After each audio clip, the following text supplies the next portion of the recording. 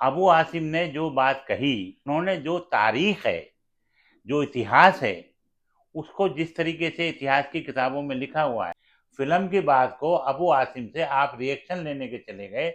उन्होंने अपनी जो राय थी वो इतिहास की बुनियाद पर वो उन्होंने राय दे दी। आप क्या यूपी में उनको ठीक कर देंगे? अभी उनकी हुकूमत आ जाएगी। आप तो बेईमानी से जीत जाते हैं हर बार।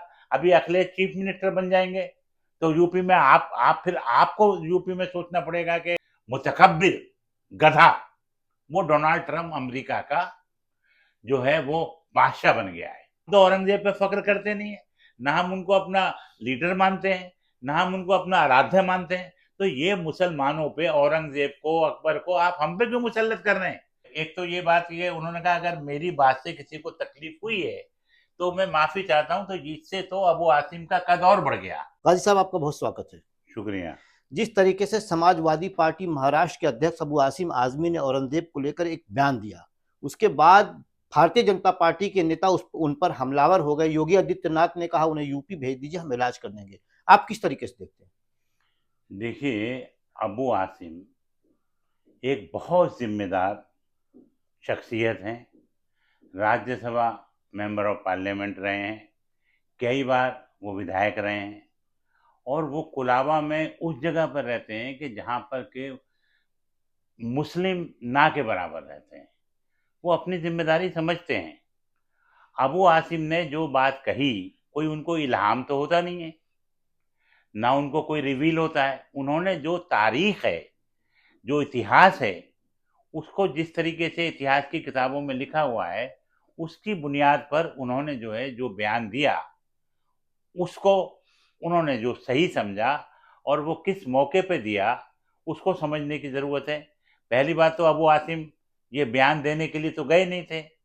वो तो जो कोई एक फ़िल्म बनी है, फ़िल्म को आपने जोड़ दिया इतिहास से, इतिहास को जोड़ दिया अबू आसिम से, अबू आसिम को जोड़ दिया उत्तर प्रदेश से। गलत है। एक फ़िल्म बनी है, फ़िल्म में क्या सारी बातें सच होती हैं? फ़िल्म की बात को अबू आसिम से आप रिएक्शन लेने के चले गए। उन्होंने अपनी जो राय थी वो इतिहास की बुनियाद पर वो उन्होंने राय दे दी।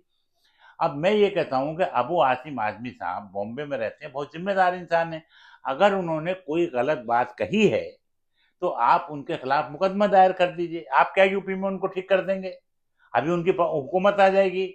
आप तो बेईमानी से जीत जाते हैं हर बार। अभी अखिलेश चीफ मिनिस्टर बन जाएंगे तो यूपी में आप फिर आपको यूपी में सोचना पड़ेगा कि आपको रहना है कि नहीं रहना है। ये सब धमकी नहीं देनी है भाई। हमारा देश है, हमको यूपी हो, महाराष्ट्र हो, सब हमारा देश है। अब सवाल ये है कि अबू आसिम के जो बयान के सिलसिले में क्या करना चाहिए। तो मैं कहता हूं जो हिंदू इतिहासकार है, जो हिस्टोरियन है, आप उनकी राय ले लीजिए। उसमें मैं सबसे ज्यादा जिसको पसंद करता हूं वो राम पुनवानी साहब हैं। उनके आप सुन लीजिए, और बहुत सारे हिंदू हिस्टोरियन है। आप दिल्ली यूनिवर्सिटी में है, जेएनयू में है, आप उनसे पूछ लीजिए अबू आसिम साहब के क्या राय है। उसके बाद समाजवादी पार्टी के कई और जो लीडर हैं उनकी भी राय आ चुकी है। मैं इसलिए ये कह रहा था, देखिए मसला ये है, ये अबू आसिम और औरंगजेब का मसला नहीं है। इसकी आड़ में आप समझिए नदीम साहब, मसला ये है कि इस वक्त दुनिया का जो सबसे बेवकूफ तरीन इंसान है, मुतकब्बिर, गधा, वो डोनाल्ड ट्रंप अमेरिका का जो है वो बादशाह बन गया है। वो प्रेसिडेंट नहीं है, वो अपने को डिक्टेटर समझ रहा है। और मैंने जो तहकीक की है उसमें यह है कि ये डोनाल्ड ट्रंप बिल्कुल रिलायबल आदमी नहीं है। कहीं कहीं ये भी बात आ रही है कि ये रशा का एजेंट है। और जनाब इसने क्या किया है कि न जाने हमने इसकी कौन सी भैंस खोल के ले गए थे हमारे बुजुर्ग हिंदुस्तान के, हमारे पीछे पड़ गया। हम देख लेंगे डोनाल्ड ट्रंप को। औरंगजेब तो भाई कितने 100 साल पहले वो खत्म हो गए। दूसरी बात, हमारा जो इतिहास है, जो हम मुसलमान फक्र करते हैं, वो रसूल पाक सल्लल्लाहु अलैहि वसल्लम मोहम्मद साहब के ऊपर करते हैं, हजरत उमर पर करते हैं। उसके बाद नई उसमें देखिए तो हम अल्लामा इकबाल पे फक्र करते हैं, हम मौलाना अबुल कलाम आजाद पे। हम तो औरंगजेब पे फक्र करते नहीं है, ना हम उनको अपना लीडर मानते हैं, ना हम उनको अपना आराध्य मानते हैं। तो ये मुसलमानों पे, औरंगजेब को, अकबर को आप हम पे क्यों मुसल्लत कर रहे हैं? आप औरंगजेब रोड है, मैं तो जब दिल्ली में आया था अभी भी औरंगजेब रोड है। आप अटल बिहारी वाजपेयी की गवर्नमेंट थी, आपकी गवर्नमेंट 11 साल हो गए, तो आप क्यों नहीं उसका नाम खत्म कर देते हैं?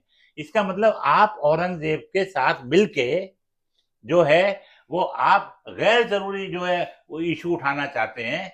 और जो मेन इशू है, अभी सुब्रमण्यम स्वामी तो आपके लीडर हैं, हमारे तो लीडर वो है नहीं। वो ये कह रहे हैं कि चाइना 5,000 किलोमीटर घुस गया है। ना तो आपने कोई रिएक्शन किया, ना उनकी बात की तरदीद की, ना आपने सुब्रमण्यम स्वामी को निकाला, ना उन पे केस किया। उसके बाद जनाब डोनाल्ड ट्रम्प जो कह रहा है, वो कह रहा है टैरिफ लगाएंगे हम, टैरिफ पे टैरिफ, टैरिफ पे टैरिफ, टैरिफ पे टैरिफ। और उसके बाद जो है हमारी इकोनॉमिक तो जीरो हो जाएगी। 51 लाख करोड़ का हमारा शेयर मार्केट में पैसा डूब गया। और आपने प्रधानमंत्री, आपका तो ये काम था नहीं, आप तो कोई शेयर के एक्सपर्ट है नहीं। आपने गैर जरूरी तौर से कह दिया कि साहब शेयर मार्केट बढ़ जाएगी, और उस दिन हमारी इकोनॉमी की तबाह हो गई। तो भाई अबू आसिम साहब एक लीडर हैं, एक फर्द हैं, वो उनके एक बयान को आप इतना तूल क्यों दे रहे हो? लेकिन जिस तरीके से अबू आसिम आज़मी ने एक वीडियो जारी किया, उसके बाद उन्होंने कहा मैंने वही कहा जो किताबों में लिखा, जो इतिहास की किताबों में लिखा है। तो उन्होंने माफी भी मांग ली। कहीं ना कहीं उन्होंने ये भी कहा कि अगर मेरी बात से किसी को ठेस पहुंची तो मैं अपनी बात को वापस लेता हूं। क्या उन्हें अपनी बात वापस लेनी चाहिए थी? देखिए, ऐसा है कि ये तो चूंकि वो एक अच्छे इंसान हैं, और वो एक ऐसे समाज में रहते हैं जहाँ हिंदू मुस्लिम सब लोग उनसे मोहब्बत करते हैं, और उनके बिजनेस पार्टनर में भी हो सकता है बहुत सारे हिंदू हमारे। तो उन्होंने कहा ठीक है, एक तो ये बात ये उन्होंने कहा अगर मेरी बात से किसी को तकलीफ हुई है तो मैं माफी चाहता हूं। तो इससे तो अबू आसिम का कद और बढ़ गया भाई। हमारे मुल्क का मुद्दा है इस वक्त बेरोजगारी है, हमारा रुपया गिरता चला जा रहा है, 88 पे आ गया है। पेट्रोल के दाम हमारे इतने कम हो गए, इस वक्त मार्केट बुरी तरह से डाउन है, लेकिन हमारा रेट कम नहीं हुआ। अभी हमें 50 रुपए का पेट्रोल होना चाहिए। अब गोदी मीडिया ये बात नहीं उठा रहा है कि भाई जब पेट्रोल के दाम गिर गए तो आप जो है जरा 50 रुपए कीजिए। हमारा डॉलर जो है इतना ऊंचा जा रहा है, हमारे एक्सपोर्ट में मुसीबत आने वाली है, शेयर मार्केट हमारी तबाह हो गई है। 100 करोड़ लोगों के बारे में गवर्नमेंट ऑफ इंडिया की उसका डाटा आया है, आरबीआई का, कि 100 करोड़ लोग इस पोजीशन में है कि वो खरीदारी नहीं कर सकते हैं। किसान परेशान है, किसानों को आपने नजरबंद कर दिया चंडीगढ़ में। तो ये सारे मुद्दों को दबाने के लिए इन्होंने अबू आसिम साहब को बलि का बकरा बनाना चाहते हैं, ओवैसी को बलि का बकरा बनाना चाहते हैं। तो आसिम भाई ने माफी मांग ली, ये उनका बड़प्पन है। लेकिन इस तरह के बहुत सारे बयानात जो बीजेपी के नेता हैं विवादित बयान देते हैं, उन पर कोई कार्रवाई नहीं होती। और अबू आसिम ने अगर एक हिस्ट्री की बात कह दी, सच एक बात कह दी जो किताबों में लिखा, तो उसमें इतना वावेला। देखिए, बीजेपी के जो लीडर है ना, उनके पास लाइसेंस है, देशद्रोही बात करने का भी लाइसेंस है।